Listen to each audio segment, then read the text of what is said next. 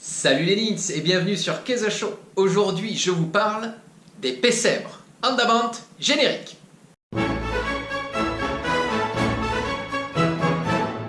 Commençons par le commencement si vous le voulez bien. Qu'est-ce que c'est les Pessèbres? Et surtout, qu'est-ce que ça veut dire? Le mot en lui-même tout d'abord. Le très respectable Larousse nous traduit le mot du catalan en mangeoire s'il est suivi d'un nom d'animal ou bien berceau et bien entendu crèche s'il est suivi de Nadal, c'est-à-dire Noël. Le Pessèbre de Noël semble apparaître au Moyen Âge en Catalogne. La tradition de l'époque représente la nativité sous la forme d'une crèche vivante, c'est-à-dire avec de véritables personnes déguisées pour l'occasion et qui prennent la pose. J'imagine en fait qu'il devait s'agir des gens du propriétaire terrien local que l'on embauchait pour l'occasion. Bien entendu, seuls les riches seigneurs pouvaient se permettre de telles mises en scène et l'on rivalise de moyens et d'exubérance pour impressionner ses convives.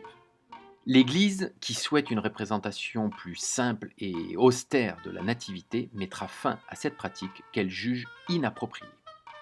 Mais les croyants souhaitant tout de même représenter la naissance de Jésus au moment de Noël se tournèrent donc vers des crèches figées et c'est vers Naples au XVIe siècle que l'on fabrique les personnages de la nativité grandeur nature. On fait tout simplement des statues.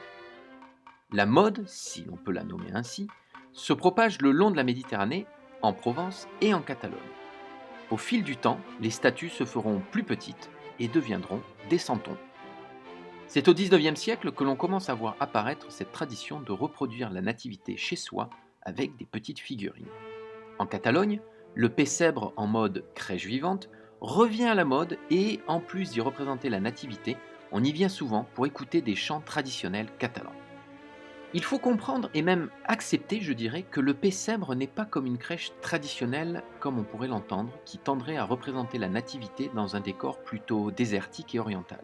Non, le Pessèbre prend volontairement son inspiration dans la tradition catalane, avec ses décors et ses personnages typiques qui semblent sortir tout droit d'un petit village traditionnel. Petit village très souvent représenté à flanc de montagne, où l'on pourra y trouver tous les métiers. Le boulanger, le facteur, le berger, le curé, l'instituteur et bien sûr le paysan qui montre le fort attachement à la terre.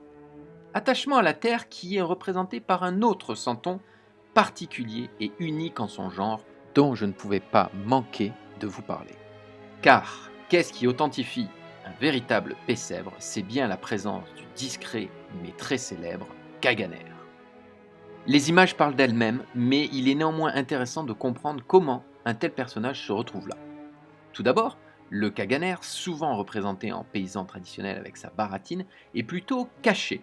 Et j'ai souvenir de prendre comme jeu de le trouver dissimulé dans les Pessèbres comprenant de très nombreux personnages. Oui, c'était mon Où est Charlie de Noël. Il est donc caché, et quand on sait ce qu'il fait, on peut le comprendre. Plusieurs raisons maintenant justifient sa présence sur notre représentation de la nativité. La plus courante, c'est le symbole de la fertilisation de la terre, l'espoir d'une bonne saison et la représentation d'un cycle.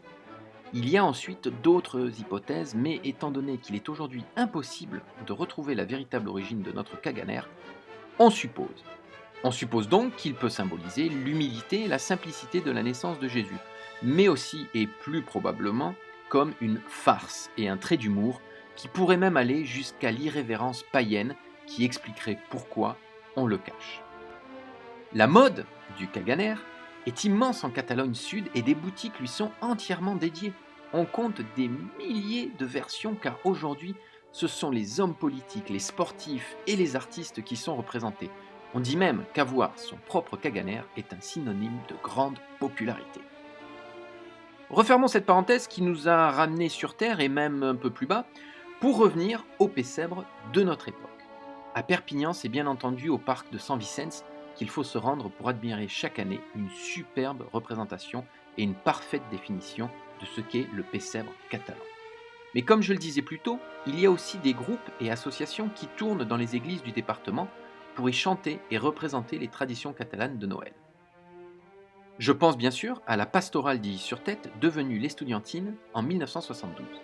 Créée en 1925 par le chanoine Bonafont, elle transmet par des chants religieux le message initial de partage en lien avec la représentation de la nativité, dont la théâtralisation de tableaux mettant en scène la naissance de l'enfant Jésus.